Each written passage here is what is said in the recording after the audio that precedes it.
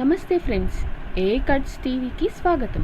ఈరోజు మనం ఒక వ్యక్తి జీవిత గాథ గురించి వివరంగా తెలుసుకుందాం. మరెందుకు ఆలస్యం, వివరాల్లోకి వెళ్ళిపోదాం. సమానత్వం కోసం, న్యాయం కోసం జీవితాంతం పోరాడిన మహానుభావుడు బిఆర్ అంబేద్కర్. విద్యయే నిజమైన శక్తి, అన్యాయానికి వ్యతిరేకంగా నిలబడాలి, సమానత్వం కోసం ఎప్పుడూ పోరాడాలి అని హితబోధ చేసిన వ్యక్తి బిఆర్ అంబేద్కర్. మహారాష్ట్రలోని ఒక సాధారణ కుటుంబంలో జన్మించిన అంబేద్కర్ గారు చిన్నప్పటి నుంచే ఎన్నో కష్టాలు, వివక్షలు ఎదుర్కొన్నారు.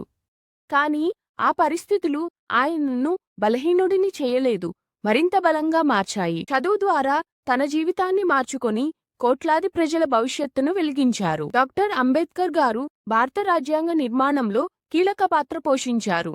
అందుకే ఆయనను భారత రాజ్యాంగ శిల్పిగా గౌరవిస్తారు.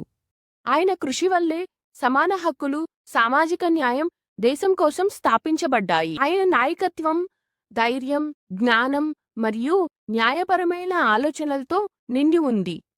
ప్రజల హక్కుల కోసం ఆయన చేసిన పోరాటం ఎప్పటికీ స్ఫూర్తిదాయకం. డాక్టర్ బిఆర్ అంబేద్కర్ గారి జీవితం మనకు ఒక గొప్ప సందేశం ఇస్తుంది.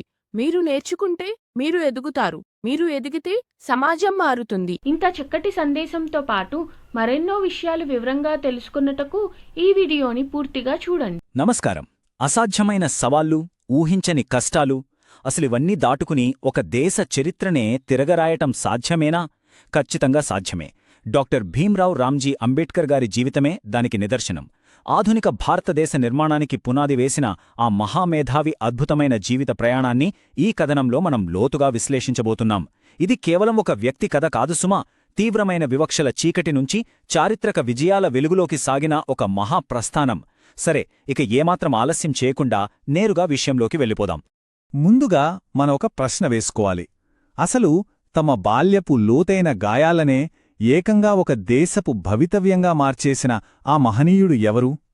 సమాజం తనపై మోపిన అమానవీయమైన బరువును ఒక దేశానికి స్వేచ్ఛను, సమానత్వాన్ని ప్రసాదించే రాజ్యాంగంగా ఆయన ఎలా మలసగలిగారు? వినడానికే అసాధ్యంగా అనిపిస్తుంది గదూ. కాని ఈ అద్భుతం ఎలా సుసాధ్యమైందో అర్థం చేసుకోవడం మనందరికీ ఎంతో ముఖ్యం. మొదటి భాగం, అంటరానితనం భారం. కులమనే మహావృక్షం నీడలో ఆయన బాల్యపు చీకటి రోజులు ఎలా ప్రారంభమయ్యాయో ఇప్పుడు చూద్దాం. ఇదొక్కసారి ఊహించుకోండి. ఒక పసివాడికి విపరీతమైన దాహం వేస్తోంది. కాని పాఠశాలలో నేరుగా కుళాయిని ముట్టుకోవడానికి వీల్లేదు. ఎందుకంటే తను ముట్టుకుంటే ఆ కుళాయి అపవిత్రమైపోతుందని అప్పటి సమాజం బలంగా నమ్మేది. మరి దాహమెలా తీరాలి? పాఠశాలలోని ప్యూన్ ఎక్కడో దూరం నుండి నీళ్లు పోస్తేనే ఆ బాలుడు త్రాగాలి. ఒకవేళ ఆ ప్యూన్ సెలవు పెడితే ప్యూన్ లేడు, నీళ్లు లేవు.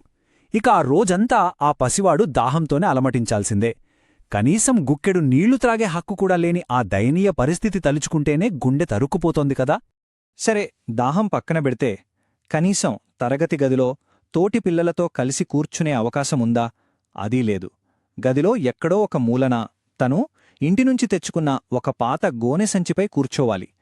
విచిత్రమేమిటంటే ఆ గోనె సంచిని సిబ్బంది కూడా ముట్టుకునేవారు కాదు. అందుకే ప్రతిరోజూ దాన్ని తనతో పాటే ఇంటికి మోసుకెళ్లాలి.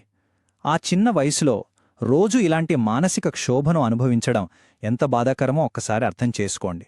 ఇక్కడ ఒక ఆసక్తికరమైన, బహుశా చాలామందికి తెలియని సంఘటన ఒకటుంది. ఎవరైనా సరే ఇలాంటి నరకం నుంచి పారిపోవాలనుకుంటారు కదా. బాల్యంలో ఉన్న భీమురావుకు కూడా ఒకసారి బొంబాయి పారిపోయి ఏదన్నా మిల్లులో పనిచేయాలన్న ఆలోచన వచ్చిందట. దానికోసం తన అత్త పర్సులో నుంచి డబ్బులు దొంగిలించాలని చూశారు. కానీ తీరా చూస్తే అందులో దొరికింది కేవలం అర్ధనా మాత్రమే. ఆ క్షణమే ఆయనలో ఒక గొప్ప ఆలోచన రగిలింది. కేవలం పారిపోవడం వల్ల సమస్య తీరదు, చదువు అనే ఆయుధంతోనే ఈ బానిసత్వాన్ని బద్దలు కొట్టగలనని ఆయన బలంగా ఫిక్స్ అయిపోయారు. ఇక రెండవ భాగం, విద్య ద్వారా మేల్కొలుపు. చదువే ఆయుధంగా ఆయన ప్రయాణం ఎలా సాగిందో చూద్దాం. ఇది వింటే మీరు ఖచ్చితంగా ఆశ్చర్యపోతారు. కేవలం 22 సంవత్సరాల వయసు. బరోడా మహారాజు సాయాజీరావు గైక్వాడ్ నెలకు 11.15 పౌండ్ల స్కాలర్షిప్ ఇచ్చారు. దాన్ని పట్టుకుని ఆ యువకుడు ఏకంగా విదేశీ విద్య కోసం అడుగుపెట్టారు. ఒకప్పుడు తరగతి గదిలో కూర్చోడానికి కూడా నోచుకోని వ్యక్తి ఇప్పుడు ప్రపంచస్థాయి విద్యను అభ్యసించడానికి న్యూయార్క్ వెళ్తున్నారు. ఇది ఆయన జీవితంలో ఒక అద్భుతమైన టర్నింగ్ పాయింట్. ఇక అక్కడి నుంచి ఆయన వెనుతిరిగి చూసుకోలేదు. అమెరికాలోని కొలంబియా విశ్వవిద్యాలయం, ఆ తర్వాత లండన్ స్కూల్ ఆఫ్ ఎకనామిక్స్, ఇలా ప్రపంచస్థాయి విద్యావంతునిగా ఎదిగారు. అక్కడ ఆయనకు కులవివక్ష లేదు, పూర్తి స్వేచ్ఛ, సమానత్వం దొరికాయి. కాని మళ్లీ స్వదేశానికి తిరిగి రాగానే సీన్ మారిపోయింది. పాత పరిస్థితులే పలకరించాయి. అత్యున్నత డిగ్రీలున్నా బరోడాలో అద్దె ఇల్లు దొరకలేదు. ఆఫీసులో ప్యూన్లు ఆయన ముఖం మీదే ఫైళ్లు విసిరికొట్టేవారు. ముంబైలో ఒక ప్రతిష్టాత్మక కాలేజీలో ప్రొఫెసర్గా పనిచేస్తున్నప్పుడు తోటివాళ్లు కనీసం నీళ్ల జగ్గును కూడా ఆయనతో పంచుకోడానికి ఒప్పుకోలేదు. ఎంత దారుణమో కదా! విదేశాల్లో లభించిన గౌరవం, సొంతగడ్డపై ఎదురైన అవమానాలు, ఈ రెండింటి మధ్య వ్యత్యాసం ఆయనను తీవ్రంగా కల్చివేసింది. నా డిగ్రీలు చెత్త, నా విద్య ఒక చెత్త, ఇక్కడ నేను పుట్టిన కులం మాత్రమే ముఖ్యం అని ఆయన అన్న మాటల్లో ఎంత ఆవేదనుందో మనం అర్థం చేసుకోవచ్చు. ఆ అవమానం నుంచి రగిలిన కోపం ఒక అగ్నిపర్వతంలా బద్దలైంది. అక్కడే ఒక మౌనమైన మేధావి, పీడిత ప్రజల హక్కుల కోసం పోరాడే విప్లవకారుడుగా మారిపోయారు. మూడవ భాగం, ప్రతి ఘటన యొక్క విస్ఫోటనం. ఆ అవమానాల కొలిమిలోంచి ఒక పోరాట యోధుడు ఎలా పుట్టుకొచ్చాడో ఇప్పుడు చూద్దాం. 1920ల కాలం, అణగారిన వర్గాల పౌర హక్కుల కోసం ఆయన పోరాటం ఉధృతమైంది. 1920లో మూక్ నాయక్ పత్రిక ద్వారా మౌనంగా భరిస్తున్న కోట్లాది మంది ప్రజలకు ఆయన గొంతుకనిచ్చారు. 1924లో బహిష్కృత్ హితకారిణి సభ ఏర్పాటు చేశారు. ఇక 1927లో మహద్ సత్యాగ్రహం, వేలాది మంది దళితులతో కలిసి చవదార్ చెరువులో నీరు త్రాగడం ద్వారా ఒక చారిత్రక అడుగు వేశారు. అంతేకాదు, వివక్షకు మూల కారణంగా భావించే పురాతన గ్రంథాలను బహిరంగంగా దహనం చేసి దేశం మొత్తం ఉలిక్కిపడేలా చేశారు. ఇక 4వ భాగం, ఘర్షణలు, రాజీలు. మన జాతీయ నాయకుల మధ్య జరిగిన ఒక ముఖ్యమైన సైద్ధాంతిక ఘర్షణ ఇది. ఇక్కడ ఒక ఆసక్తికరమైన చారిత్రక ఘట్టముందండి. ఒకవైపు దేశ స్వాతంత్ర్యం కోసం మహాత్మాగాంధీ పోరాడుతున్నారు, మరోవైపు సామాజిక స్వేచ్ఛ కోసం అంబేడ్కర్ శ్రమిస్తున్నారు. 1932లో బ్రిటిష్ వారు దళితులకు ప్రత్యేక నియోజకవర్గాలు ప్రకటించారు. దళితులకు నిజమైన రాజకీయ ప్రాతినిధ్యం లభిస్తుందని అంబేడ్కర్ దానికి మద్దతిస్తే, ఇది హిందూ సమాజాన్ని విడగొడుతుందని గాంధీ తీవ్రంగా వ్యతిరేకించి పూణే జైలులో ఆమరణ నిరాహార దీక్ష చేపట్టారు. ఇద్దరి వాదనల్లోనూ వారివారి కోణంలో బలమైన, న్యాయమైన కారణాలు ఇక్కడ స్పష్టంగా కనిపిస్తాయి. ఆ ఉద్రిక్త పరిస్థితుల్లో ఒక గొప్ప చారిత్రక రాజీ జరిగింది. గాంధీ ప్రాణాలను రక్షించడం కోసం అంబేద్కర్ తన డిమాండ్ను పక్కనపెట్టి పూనా ఒప్పందంపై సంతకం చేశారు. ఇదొక గొప్ప వ్యక్తిగత త్యాగమనే చెప్పాలి. దీని ఫలితంగా ప్రత్యేక నియోజకవర్గాలకు బదులుగా దళితులకు ఏకంగా 147 రిజర్వుడ్ స్థానాలు లభించాయి. ఇక అప్పటి నుండి అంబేడ్కర్ అణగారిన వర్గాల తిరుగులేని నాయకుడుగా స్థిరపడిపోయారు. 5వ భాగం, ఒక దేశ రూపశిల్పి.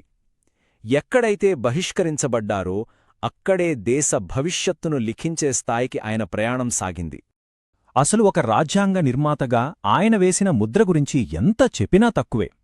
స్వతంత్ర భారతదేశపు తొలి న్యాయశాఖా మంత్రిగా, రాజ్యాంగ ముసాయిదా కమిటీ చైర్మన్గా ఎంపికయ్యారు. ఆర్టికల్ 17 ద్వారా అత్యంత దారుణమైన అంటరానితనాన్ని చట్టబద్ధంగా రద్దు చేశారు. కష్టపడే కార్మికుల కోసం పనివేళ్లను 14 గంటల నుండి 8 గంటలకు తగ్గించారు. అలాగే మహిళలకు ఆస్తి హక్కు, సమానత్వం కల్పించే హిందూ కోడ్ బిల్లు కోసం రాజీలేని పోరాటం చేశారు. మరి ప్రపంచంలోనే అతిపెద్ద లిఖిత రాజ్యాంగాన్ని రూపొందించడం ఏమన్నా చిన్న విషయమా? ఏకంగా 448 ఆర్టికల్స్తో ప్రతి భారతీయ పౌరుడికి స్వేచ్ఛ, సమానత్వం, ప్రాథమిక హక్కులు కల్పించారు. కులం, మతం, లింగభేదం లేకుండా ప్రతి ఒక్కరికీ సమాన న్యాయం అందాలన్న ఆయన ఆశయం ఈ రాజ్యాంగంలో అణువణువునా కనిపిస్తుంది. ఇక 6వ భాగం, సమానత్వపు వారసత్వం. అపారమైన జ్ఞానం, ఏకంగా 50,000కు పైగా పుస్తకాలున్న స్వంత లైబ్రరీ. ఆ స్థాయికి చేరిన తర్వాత జీవిత చరమాంకంలో ఆయన తీసుకున్న ఒక సంచలనాత్మక నిర్ణయం గురించి మాట్లాడుకుందాం.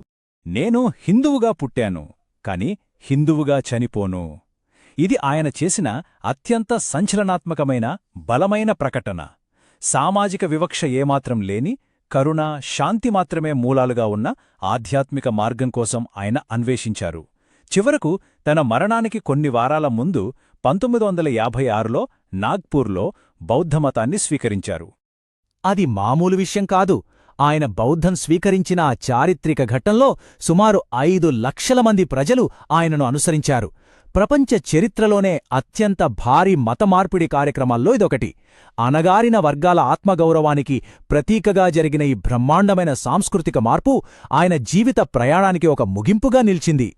మరి ఇదంతా చూశాక మనకర్థమయ్యేదేంటి?